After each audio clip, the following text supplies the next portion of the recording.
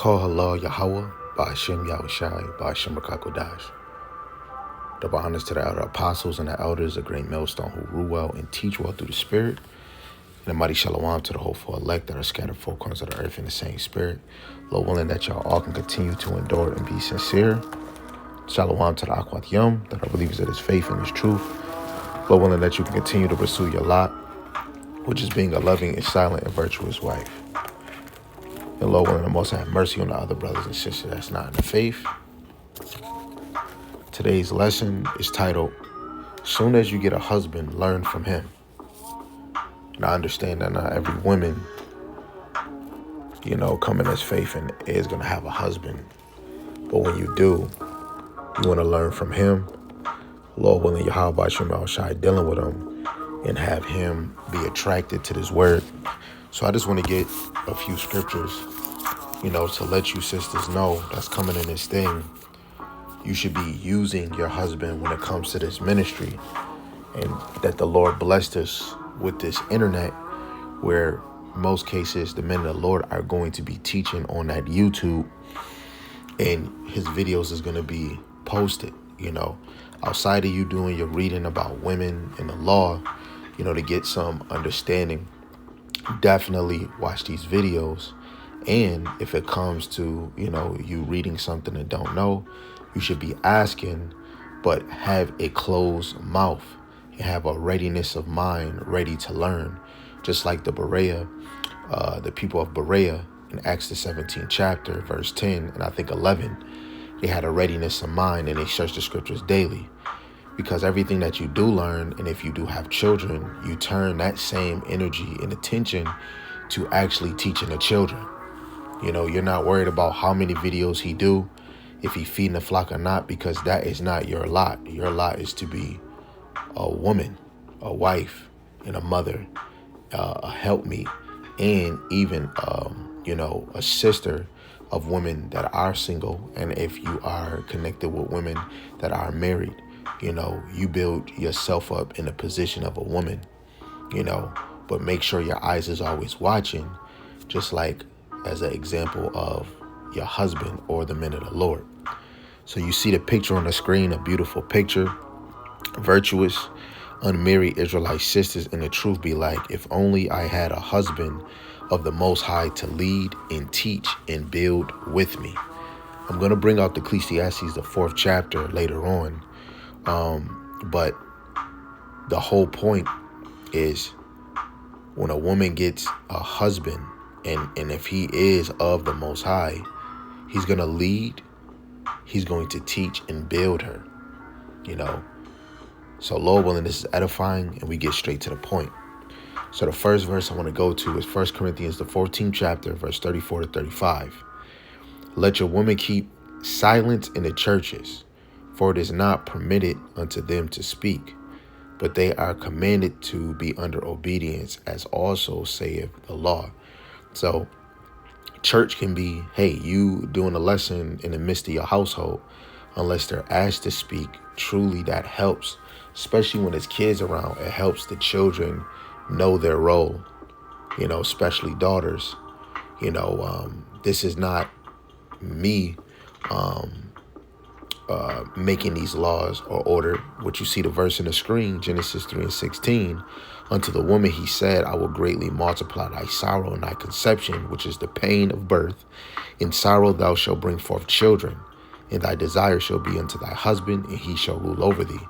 The Lord set you up to be under authority or under leadership, which is by the man in general, but by your husband. You don't take the leading position, but yes, you are when it comes to certain things, right? But the forefront is always the man. So when it comes to being edified, whenever it is, even if it is a question or if it's a lesson he just bringing with the family, you want to make sure that you're silent, right? There's not no over talking. Hey, let me this, hey, this and that. You want to have you want to be the example of being a loving and silent woman. And let's actually go to Sirach, Ecclesiasticus, the 25th chapter. And that would be a great example of being a silent woman when the word is actually coming out. So this Sirach 26 verse 14, a silent and loving woman is a gift of Yahweh Bashem Yahushai. There is nothing so much worth as a mind well instructed. In some cases, most women, these scriptures wasn't meant for you to be breaking down. So when it comes down to a certain lesson, you don't get it, you bring it, to the front of your husband and let him explain to you. Oh no, I was thinking this. It's not about what you were thinking. You wasn't made to break down these scriptures. So be able to hear the understanding, right? Take it in. If it comes to you reading these things over, but take it in, because the doctrine of your husband is your doctrine. It's really for you to just sit there and hear it. That's the main focus, for you to hear it and receive it and apply it. And Lord willing, if the Lord dealing with your husband, you're not going to be taught wrong, right? So going back to 1 Corinthians, the 14th chapter, again, a loving silent woman is a gift, right? Verse 35, it says, let me read 34 again. It says, let your women keep silence in the churches, for it is not permitted unto them to speak, but they are commanded to be under obedience, as also saith the law. And especially when it comes to this ministry, you're supposed to be in obedience, right? Especially when this word is coming out, but even more in your role as being a wife, right? Verse 35, and if they will learn anything, let them ask their husbands at home, for it is a shame for a woman to speak in the church, right? So even more, now, we all can have Bibles. You could be reading and might not know something, and you need understanding. You ask that question and you just snip it. Man, you just be quiet and let the word come out, right? Because if the Lord is dealing with this man, he's going to break it down to the sense for you to understand. And if you don't get it, hey, you might have to go pray, might have to go talk to the Lord, maybe fast, right? And then go over it again to see if you can understand it at that time, right? And of course, a man is supposed to know that the woman is a weaker vessel. So in some cases, a man might break it down in a slower level, like speaking to a child, because their mind can't go too far, just so you can understand it, because the Bible is a deep book, right? Depending on what areas we're going into, right? So this is a good example to show you women should be using your husbands so that you don't try to come up with your own understanding. You was thinking that, or I thought that. No, right? So now going to Ecclesiastes, verse 4, chapter 4, verse 9 to 11. The point is really verse 9. It says, two are better than one, because they have a good reward for their labor. And this is really for like the brothers, right? Because instead of me laboring by myself, I will have another companion, another brother that can have my back, and sharpen my sword. But in this case, for a man and a woman, the Lord did not suffer man to be alone. So if we actually come together, we can have a good reward. For you having a reward of being a wife, let alone, I think it's in 1 Peter, I believe, 3:1, a woman, then you got that one, but the one is a woman being saved by childbearing, right? But verse 10, it says, for if they fall, the one will lift up his fellow, but woe to him that is alone when he falleth, for he hath not another to help him up. Again, if two lie together, then they have heat, but how can one be warm alone, right? So like a man, you're on fire for Yahweh Hashem Yahushai. And of course, most of us men can't truly get on fire if we're not guided through Yahweh Hashem Yahushai to other men that's in this thing. That's why it's very important. You don't want to be by yourself in this thing, because how can you correct your understanding, your precepts, your breakdowns? How can you correct it, right? So it's always good to have brothers that is there to correct you, right? So the same with a man and a woman, A man is always observing the whole household.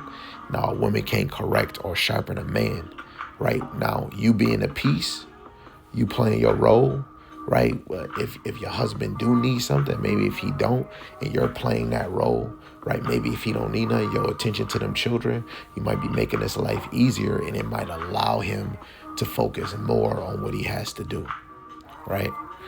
But again, we both are gonna warm each other up, even though it's gonna be different ways of how we warm each other up, right? How you motivate that person. A man is different because his role is to feed the sheep and dwell with his wife according to knowledge in his household, right? And to establish discipline and order, you know. So this is Sirach 26, Ecclesiastes 26, verse 23. A wicked woman is given as a portion to a wicked man, but a godly woman is given to him that feareth Yahweh Ba'ashem Yahushai, right? And we can look at Esther. The Lord blessed her with Boaz. We can look at Susanna, right? Let's actually go to a clip of Susanna, who was actually really, when you look at this picture right here, a woman will really be married to a man that's a reflection of her father. But of course, we all fell short of having that benefit of, having our mothers or fathers in this truth. Some women are lucky, some sons are lucky. Not all of us is, and you probably, had this and had that. So, truly, you're going to look for somebody that's just like a man of the Lord that is teaching his word. And you're not just going to get somebody that's new to this or somebody that kind of believe that this is true, or they're just starting, a woman can get any husband, but a man has to get his wife and choose carefully. But it's really by Yahweh Ba'ashem Yahushai that the men of the Lord, women are going to flock unto them, but let's just stay on the course. When you go into Susanna, there's only one chapter. Verse 1, it says, there dwelt a man in Babylon called Jehoiakim, and he took a wife whose name was Susanna, the daughter of Chelkissis Salaki, a very fair woman and one that feared Yahweh Ba'ashem Yahushai. Her parents also were righteous and taught their daughter according to the law of Moses, right? Now Jehoiakim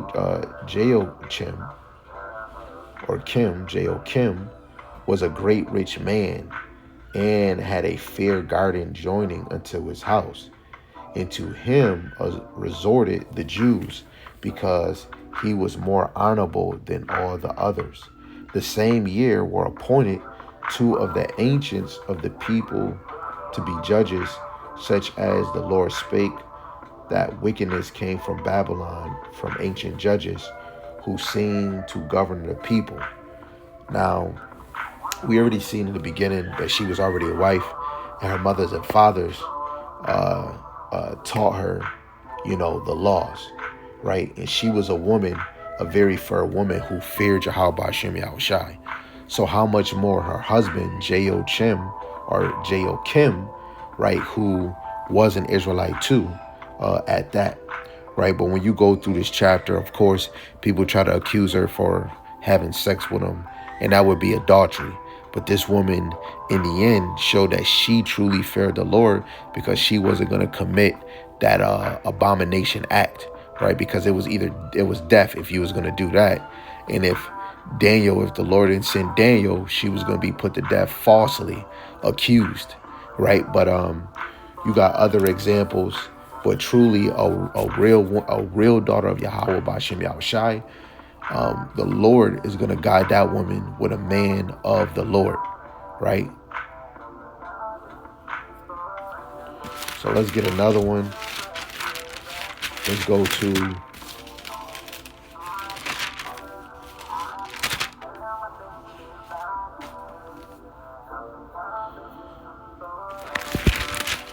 this is Sirach chapter 26.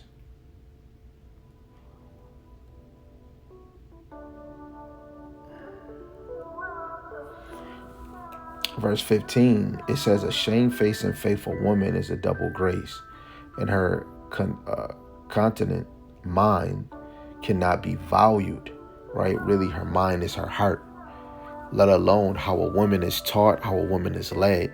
It builds her character, you know. A modest woman is a beauty in the inward part. Actually, let me look that one up. Hold on 1 second. Let me get that, then we'll close.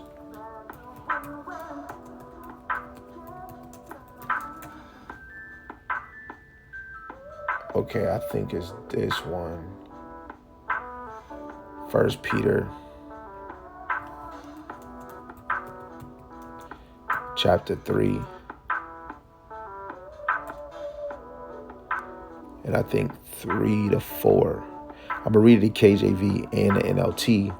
He says, whose adoring, let it not be the outward adoring of plaiting the hair and of wearing of gold or of putting on of apparel, but let it be the hidden man of the heart, in that which is not corruptible, even the ornament of a meek and quiet spirit, which is in the sight of God of great prize.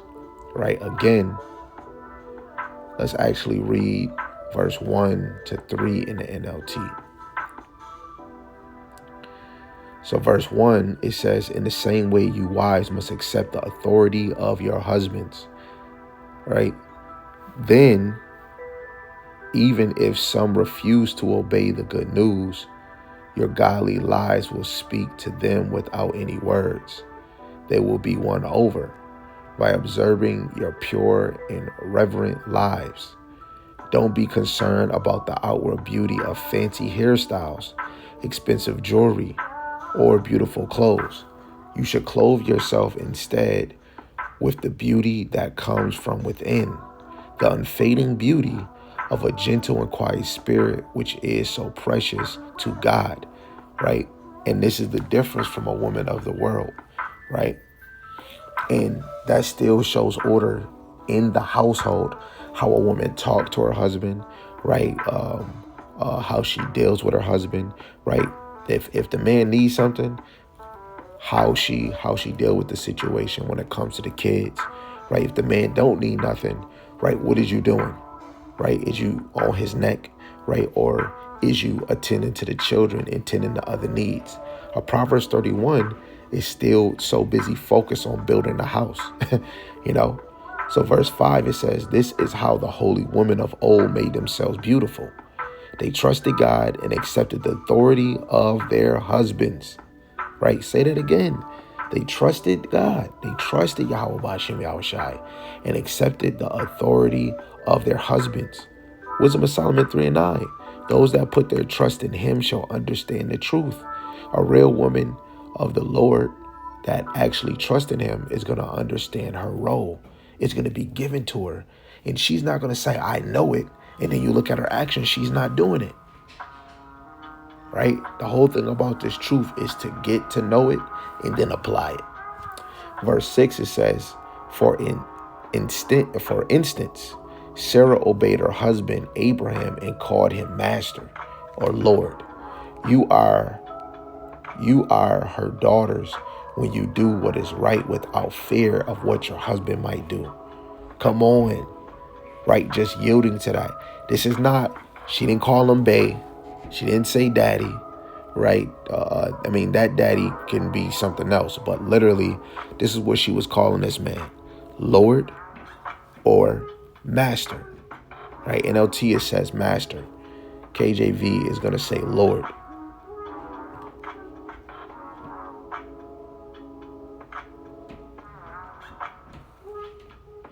Yes, KJV, it says, even as Sarah obeyed Abraham, calling him Lord, whose daughter ye are, as long as ye do well and are not afraid with any amazement, right? She said, Lord, right? And most women, like when we have a master, yes, master.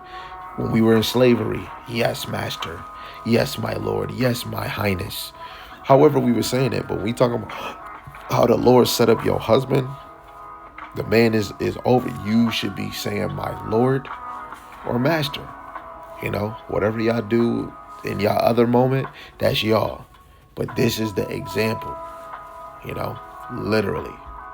So Lord willing, this is motivating to the sisters to be able to continue. And if you don't have a man, you should be continue to watching these videos and get edified and build your faith up, because the worst is yet to come. And then if you are of one of those elect, the Lord is going to direct you to one of the men of the Lord. I believe it, and we know it, and we know that to be true in the scriptures. Even in history, women will always flee and go to the men, right, for protection. When you go to 2 John, 2 John is only one chapter, verse 1, it says, the elder unto the elect lady and her children, whom I love in the truth, not only I, but also all they that have known the truth, which is really, to accumulate is really all the elect, right? When you drop down to 13, I'll just read 13. It says, the children of thy elect sister greet thee, right? You got elect women and you have elect children, right? Elect women and you have elect children, So all praise to Yahweh Shem Shai. I want to say Tawada Yahweh Shem Shai for allowing me to get into this lesson. Lord willing, you guys were edified and you were motivated, regardless if you do or if you don't. It's always a good, because if you single, you have the men of the Lord. And if you married, you have a man that is standing 10 toes down. And Lord willing, he is. And with that, Shalom, Abba.